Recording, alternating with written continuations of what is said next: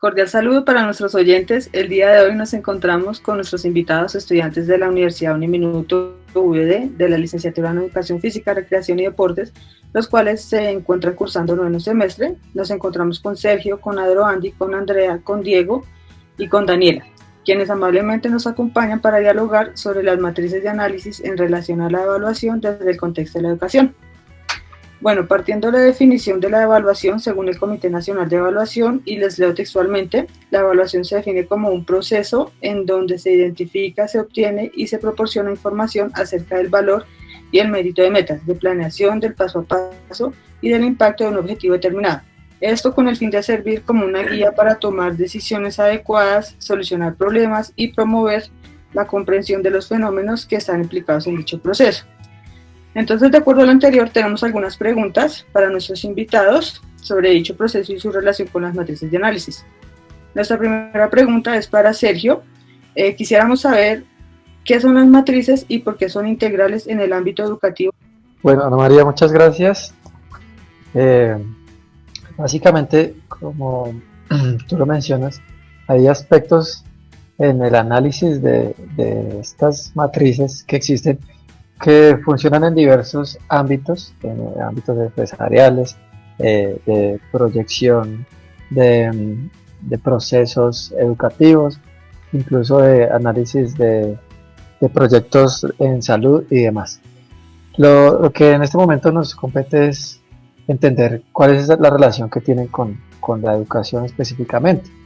Entonces, podemos considerar que estas herramientas, estas matrices de análisis, nos permiten en primera instancia estructurar de manera organizada, categorizada y eficiente los procesos que estamos desarrollando en diferentes tipos de proyectos, investigaciones o sistematización de experiencias. En este caso, las matrices de sistematización permiten que estos procesos se den en relación cercana con la evaluación. Es decir, que podamos entender que lo que evaluamos tenga coherencia con lo que pretendemos.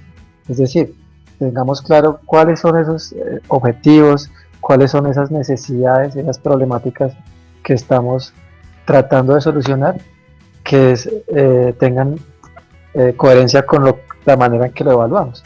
Que no pretendamos de pronto evaluar algo que no tiene relación precisamente con ello. Entonces, en el caso de la matriz de sistematización, la evaluación de los proyectos sociales y educativos se fortalece porque permite organizar a través de estas categorías la evaluación de forma que podamos tener en cuenta que esa relación del contexto es absolutamente importante y tengamos en cuenta a todas las personas que intervienen en ese mismo proceso. Se puede decir también que la matriz de sistematización tiene que tener en cuenta algunos elementos como la aplicabilidad, la consistencia, la neutralidad y la flexibilidad. Esto quiere decir que seamos capaces de entender si lo que estamos haciendo de verdad es aplicable al contexto en que lo estamos desarrollando. Consistencia es decir, que podamos entender que la relación de la aplicabilidad está realmente determinada con lo que estamos haciendo y se puede desarrollar. La neutralidad es decir, que permitamos que todas las personas que intervienen en el proceso actúen y no hagamos de pronto este proceso solo por el hecho de fortalecer nuestras competencias a la hora de evaluar. Y flexibilidad, que básicamente nos permite también entender que los proyectos de tipo social, educativo, se transforman y se deconstruyen constantemente. Bien, por eso, para concluir, esa relación que tienen las matrices de análisis en lo educativo debe ser algo que tengamos presente constantemente para que nos permita desarrollar unos procesos coherentes, procesos en donde realmente la población en donde se desarrollan los procesos, valga la redundancia, sea la que se beneficie realmente y no hagamos evaluaciones y análisis un poco salidos de contexto. Gracias, Sergio, por tu aporte. Sí, es cierto, nos pasa mucho como docentes de formación que y nos lo corrigen nuestros docentes, que en muchas ocasiones lo que queremos evaluar o el objetivo no está acorde con las acciones o con las estrategias que tenemos. Entonces, desde ese punto de vista, la matriz puede ser una herramienta que nos ayude mucho en ese tema. Continuamos con nuestra invitada Daniela. Tu pregunta es, ¿cuáles serían las categorías de análisis que se tendrían en cuenta al momento de realizar una matriz de análisis en el ejercicio de la práctica pedagógica? Muy buenas tardes, muchas gracias, Ana. Y bueno, según lo que nos dice Sergio, y teniendo en cuenta que la práctica educativa y pedagógica dentro de una matriz de análisis permite reconocer las diferentes acciones que se han llevado a cabo en los contextos educativos, y desde allí se puede fortalecer el ejercicio de la sistematización para reflexionar y construir conocimiento desde la experiencia. Existen diferentes matrices de análisis según la información que se busque recolectar, y siempre es una herramienta de tipo metodológico que permite la organización de la información para la construcción del informe final de la sistematización de experiencias. Bueno, desde este punto, y sabiendo que la práctica pedagógica del docente es entendida como una práctica social que implica también considerar la interrelación dialéctica de 3 dimensiones pedagógicas muy importantes. Entre estas tenemos la macro, que hace referencia a las superestructuras, la micro, que reconoce el sujeto sociohistórico, y la meso como una mediación entre las superestructuras y la supersubjetividad del sujeto docente. Teniendo en cuenta esto, de esta manera, pues llegamos a establecer estas categorías de análisis. La primera, que es la macropedagógica, que habla sobre la complejidad de la dimensión sociocultural y la política de la educación, que corresponde a todo lo que aborda el proyecto pedagógico derivado del marco jurídico y legal. En este lado, pues tenemos obviamente la Constitución y la Ley General de la Educación, con la cual el docente interactúa permanentemente, interioriza el conocimiento y las directrices pedagógicas.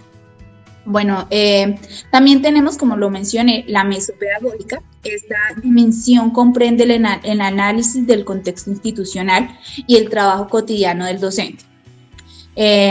Pues acá un autor, Ellis Rowell, nos habla sobre las condiciones, sobre los materiales, las condiciones físicas y la organización que tiene el docente en la escuela y cómo trabaja desde ahí. Esto implica todo lo que tiene que ver con el trabajo cotidiano, todo lo que tiene que ver con la gestión educativa, pedagógica y propia del docente, con las acciones relacionadas con el proceso de la gestión educativa y la pedagogía propia del docente dentro del ámbito educativo.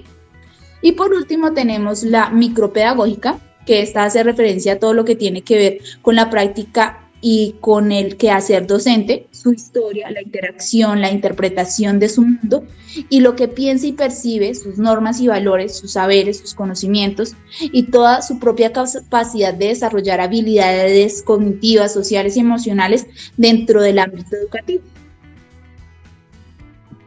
Muchas gracias, Daniela.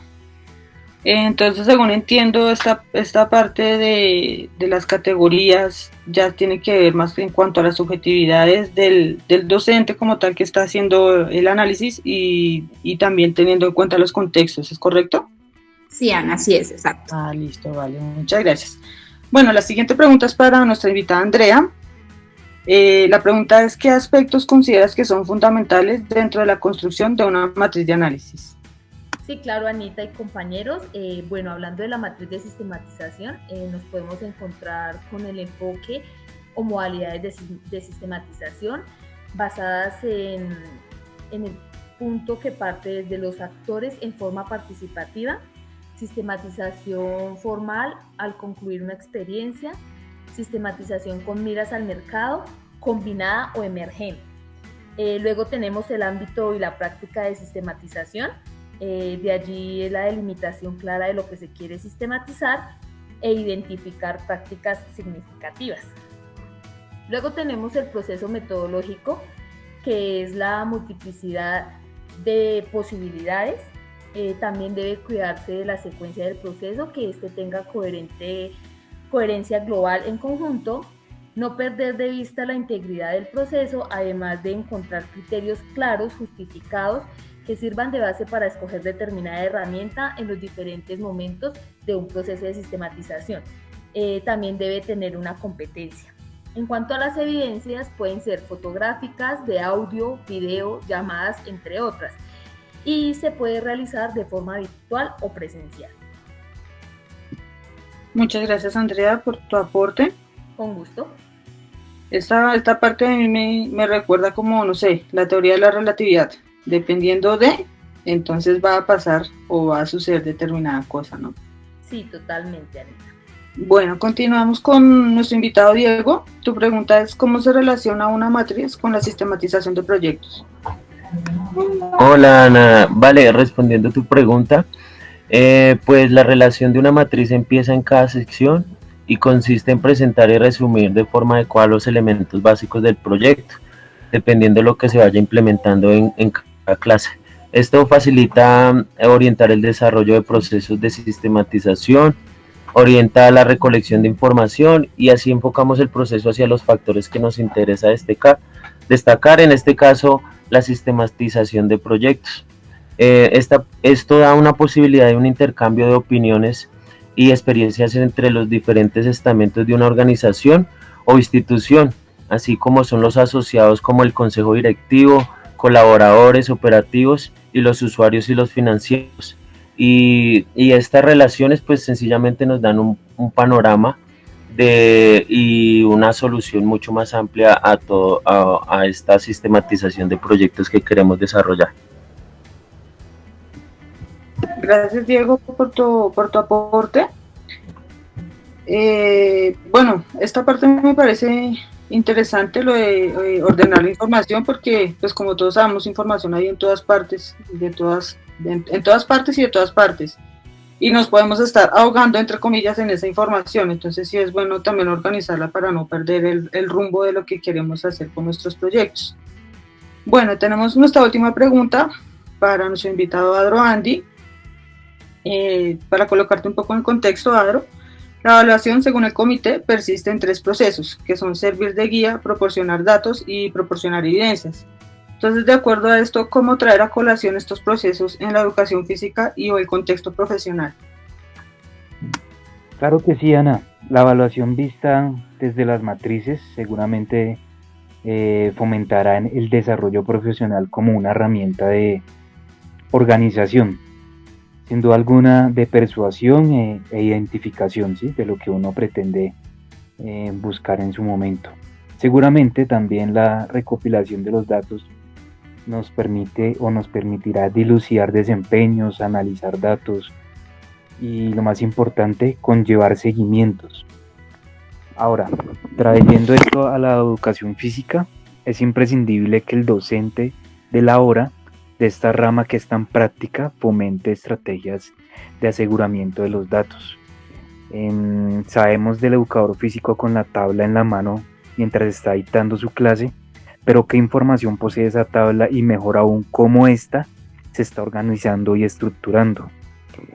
De acuerdo a este precepto, el cómo repercute la evaluación en nuestros ambientes para propiciar espacios adecuados depende de la articulación de los datos recolectados y el proceso experiencial vivido, el cual denotará siempre pues los resultados. La gestión de la evaluación dependerá también de la calidad de los contenidos y el mejoramiento continuo en lo que se pretende evaluar, ¿no? Digamos que para determinar la eficiencia de la enseñanza-aprendizaje, ya sea para una organización o un ente educativo, que es generalmente la evaluación es aplicada para muchos estamentos como tal. Bueno, muchas gracias, Adro.